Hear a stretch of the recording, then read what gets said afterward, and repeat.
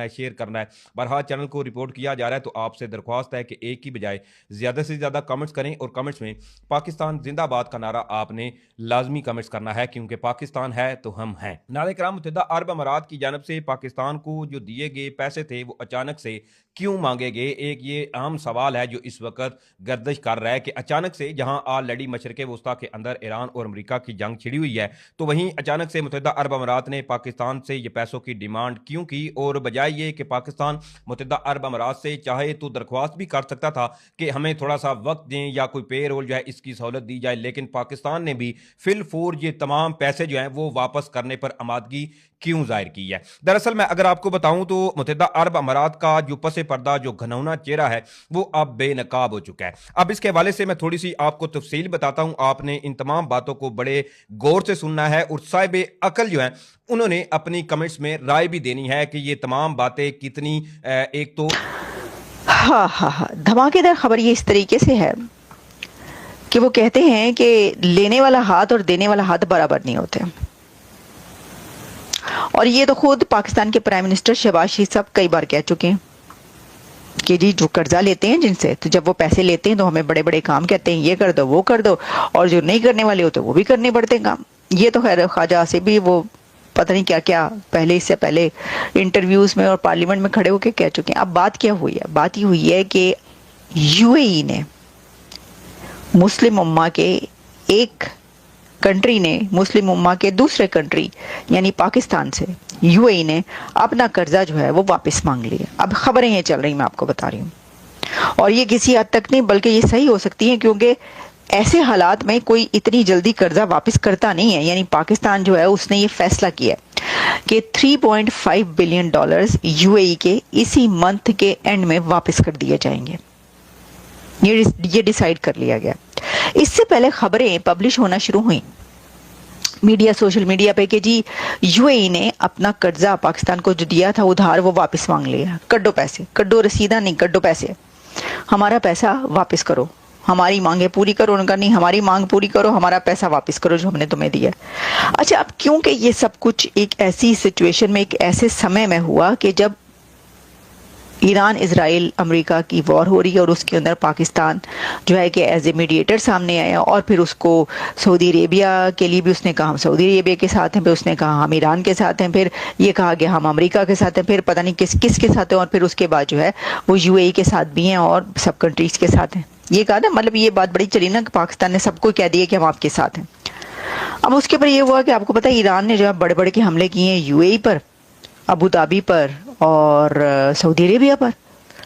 अब यूएई जो है वो इतना कर्जा देता है पाकिस्तान को। पाकिस्तान एक न्यूक्लियर कंट्री और पाकिस्तान की अपनी फौज है, और वही पाकिस्तान की जो फौज है वो यूएई और सऊदी अरेबिया में उनकी फौज बनाते हैं, खड़ा करते हैं, यानी ट्रेनिंग व्रेनिंग उनको वही देते हैं। तो जो यूएई और गल्फ कंट्रीज हैं वो पाकिस्तान के ऊपर बहुत ज्यादा डिपेंड करते हैं कि कोई भी ऐसी सिचुएशन हुई तो हमारी हिफाजत के लिए ये है, क्योंकि इनके पास फौज है, ये न्यूक्लियर कंट्री है, मुस्लिम कंट्री है, और हम इनको कर्जा देते हैं, ये हमारे कर्जे तले दबे में।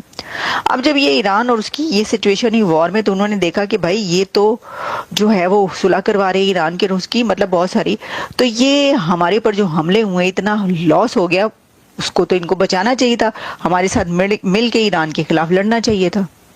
अब पाकिस्तान ने तो ऐसा नहीं किया कि इनके साथ मिलकर ईरान के खिलाफ जंग में शामिल और लड़े। उन्होंने कहा जी ये तो ये होना चाहिए था, मतलब कुछ ऐसा नजर आ रहा है। इसके ऊपर तज्जिए भी हुए हैं। सऊदी अरेबिया ने हमें कहा है कि लाओ जी हमारे पैसे कटो, ठीक है। उसी के साथ साथ जी यूएई ने जो है वो कह दिया है कि जी 2 बिलियन डॉलर जो हम यूएई के लेके बैठे हैं, उन्होंने कहा है कि जी उसके 2 बिलियन डॉलर जो है आप हमारे वापस कर दीजिए। तो खैर पाकिस्तान ने कहा कि ठीक है, ये तो क्योंकि मानते नहीं, आपको तो पता है ना यूएई का कि वो तो किसी की नहीं सुनते, उन्होंने तो ईरान की भी नहीं सुनी, तो हमारी क्या खाक सुनेंगे। तो अब पाकिस्तान ने कहा है कि जी यूएई से जो 2 बिलियन डॉलर ले रखे हैं वो हम इस मंथ में दे देंगे। अभी मंथ पूरा पड़ा हुआ है, अभी तो 4 तारीख हुई है कि 3 हुई है कि 4 हुई, 3 हुई है मेरे ख्याल से। तो खैर जो भी डेट हुई है, तो अब आप ये समझिए कि अभी पूरा मंथ हम इन्हें तसल्ली देते रहेंगे, हबीबी हैया हैया दे देंगे भैया।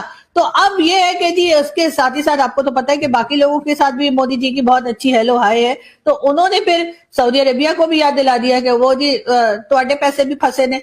तो अब उन्होंने ये किया है कि जी अब सऊदी अरेबिया जो है उसने भी पाकिस्तान से कहा है कि जी आपने जो हमारे पैसा ले रखा है, आप भी उसमें से जरा 2-3 बिलियन डॉलर हमें दे दें। सर हम देंगे कैसे? एक बात है अजीब सी, हम तो खुद एक बिलियन डॉलर के लिए कहाँ कहाँ मारे मारे फिरते हैं, और 1 बिलियन डॉलर के लिए जो है वो अमेरिका से या वर्ल्ड बैंक से लेने के लिए या IMF से लेने के लिए हम तो कितना मतलब कितना ख्वार होते रहते हैं, तो हम इन लोगों को पैसा कहां से देंगे? एक तो ये अरब नेशन भी, ये OIC वाले ना, इन पे तो मैं कहती हूँ कभी भी भरोसा ना करे।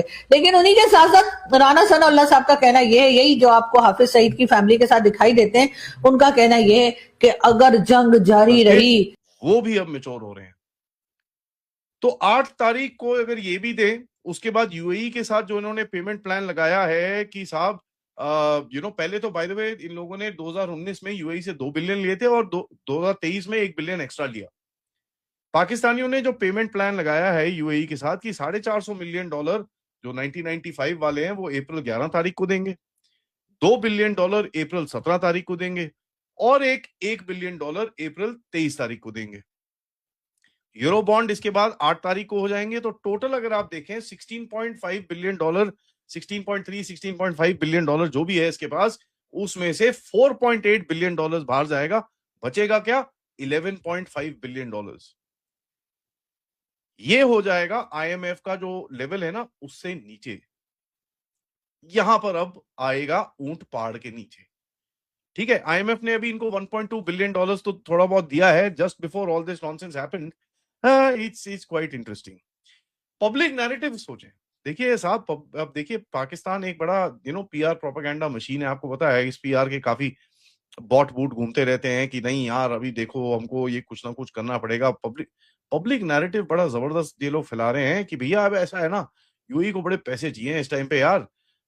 यूएई को बड़े बड़े पैसे चाहिए, ये बड़ा वॉर टाइम है, इनको बड़े पैसे चाहिए, नहीं तो यार वो बेचारे ना भूखे नंगे मर जाएंगे। और ये मैं नहीं बोल रहा, ये बोल रहे हैं हामिद मीर कि साहब ओहो यूएई को बहुत पैसे की जरूरत है इन दिस डिफिकल्ट सिचुएशन। ये फैलाने की क्या कोशिश कर रहा है कि साहब यूएई को एड दे रहा है पाकिस्तान। आप समझिए इस चीज को, यूएई को आज एड दे रहे हैं पाकिस्तान वाले। तो ये देखिए अब आप एकदम से बड़ा बड़ा इंटरेस्टिंग सा चीज है। एक तरफ ये नैरेटिव चल रहा है कि देखिए हम तो बचा रहे हैं सबको, एक तरफ ये नैरेटिव चल रहा है। नैरेटिव क्या है कि साहब एक तरफ भारत खड़ा हो रहा है हमारे पास, फाइनेंशियल प्रेशर हमने जो गल्फ कंट्रीज का उसको शेक ऑफ कर दिया। उसके बाद इंडिकेशन क्या है, Pakistan is now working on a major defence plan और हम किसी की भी ब्लैकमेल का पार्ट नहीं होंगे। यार एक बाकी सब तो ठीक है यार, मैं ऑडियंस सबसे एक ही चीज पूछूंगा साहब, ये क्या फूकते हैं? एक बार ट्राई तो करना है यार। मतलब इतना तो बनता है कि ये क्या फूकी जाती है पाकिस्तान के अंदर, एक बारी ट्राई तो करना है। National dignity, good decision, we don't need Gulf pressure, strategic independence जैसे नारे ये लोग बड़े बड़े दे रहे हैं। भाई साहब ये कोई साहब UAE sits on massive liquidity, उसके is got one of the highest amount of gold for such a small country. उसको पैसे की जरूरत नहीं है। 2-3 बिलियन डॉलर से वो क्या करेगा? इतने तो यार वो जो शेख साहब हैं वही ऐसे ऐसे झलक के दे देंगे, कोई इतनी प्रॉब्लम नहीं है। They are all billionaires there, it really doesn't matter. Issue क्या है कि ईरान के अंदर पाकिस्तान बैलेंस करने की कोशिश कर रहा है। अब पाकिस्तान ये देखिए, जब आप बैलेंस करने की कोशिश करते हैं ना तो आपके पास थोड़ा पिछवाड़े में दम होना चाहिए। यहां पर तो कुछ है नहीं, यहां पर इनके पिछवाड़े में दम नहीं है, बम है। ठीक है, देयर इज नथिंग, खाली पड़ा है पूरा। पाकिस्तान ने एक न्यूट्रल मीडिएशन रोल करने के लिए बोला, गल्फ ने बोला भाई साहब वो मीडिएटर तू कहां से आ गया? मीडिएटर इधर आ, टॉयलेट साफ कर और अपने बंदे भेज यहां पर। सिक्योरिटी इंटेलिजेंस की कोऑपरेशन, यूएस की तरफ से प्रेशर्स, और इनको बोला जा रहा है कि साहब अच्छा ठीक है, तुम अगर हमारे साथ नहीं आते तो एक काम करो, पैसे वापस करो, बहुत हो गया। ठीक है, और नैरेटिव ये है कि हम बच गए, चुंगल में से बच गए।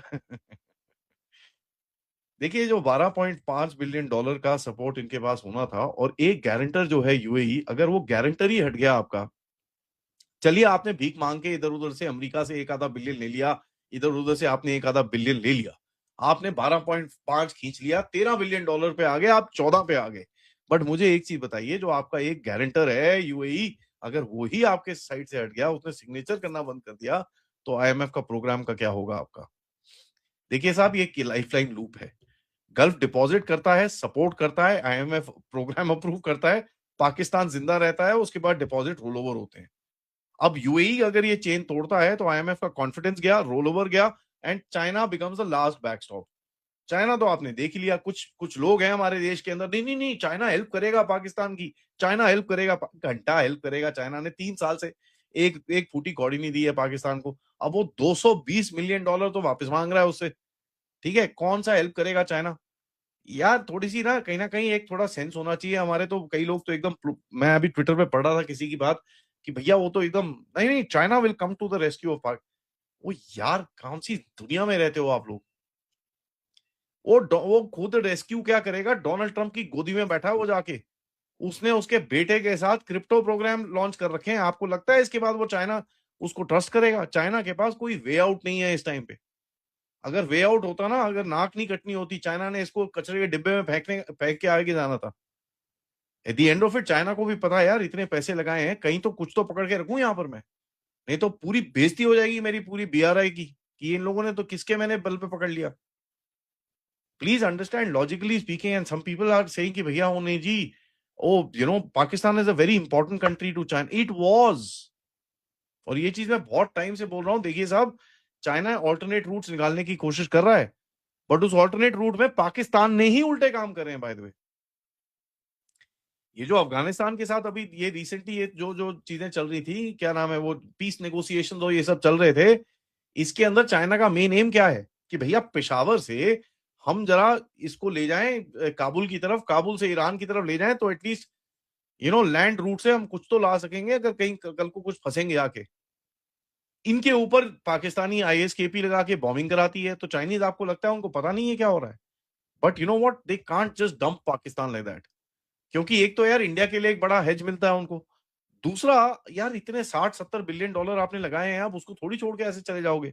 वेनेजुएला में 100-150 बिलियन डॉलर इनके गए, यहाँ पर ईरान में अभी 400 बिलियन डॉलर की जो डील करी थी उसके अंदर पंगे आने वाले हैं। यहाँ पर 50-60 कितना भाई, China can't take that much also, and looking at the reality. Now देखिए पाकिस्तान में जो कल फ्यूल प्राइस बढ़ाई,